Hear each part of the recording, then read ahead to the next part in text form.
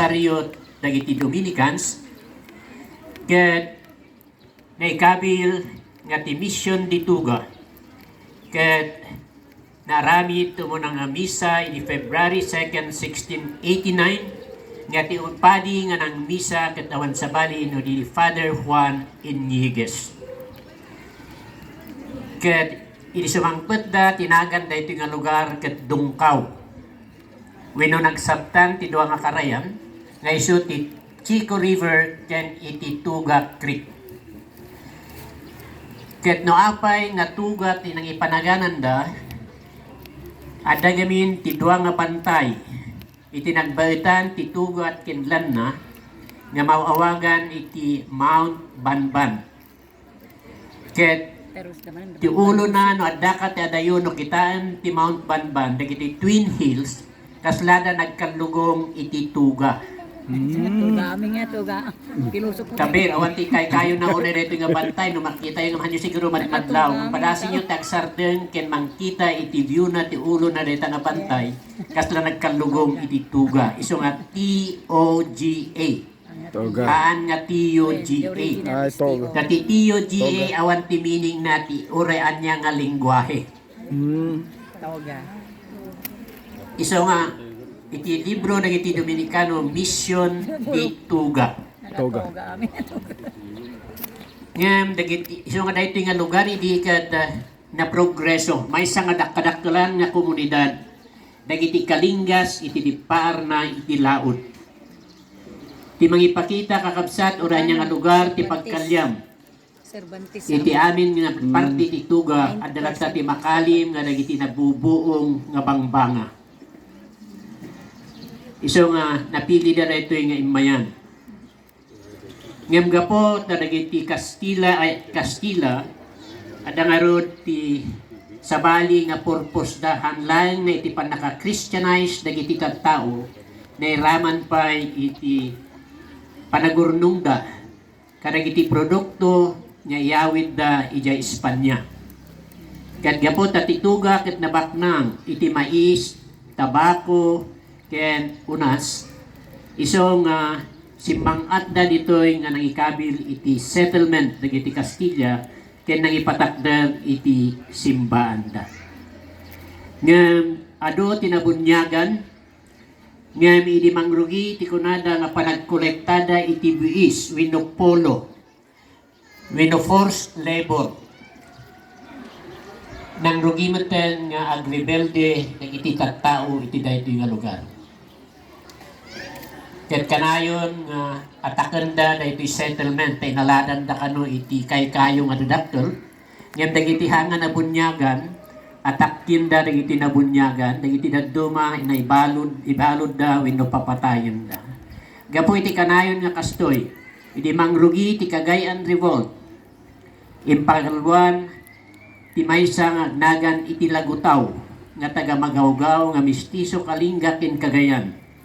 Dagiti taga Kalinga iti daytoy nga lugar nga nagrebelde kadagiti Kastila ket pimmanaw da ditoy Tuga immalis da ijay Magawgaw. Ket daytan nagalis-alis ti simbahan ingana tinaudi nga nagyanan na ket ijay Bulanaw nga isu tayan iti pastoral center tayo tatta. Ket iti papano da iti Kastila nagsubli da iti nga lugar nga kas iti Sigot. Napukaw ti adal nga na Kristyanuan. Ingana iti simangpet ni Father Leon Linkemans. Siya. Imbaon dagiti CICM iti 1926 nga mang-reopen iti Mission di Tuga. Daytoy ket nagapo iti CICM in the Philippines Volume 1 and 2 na insurat ni Apo Bishop Salgado.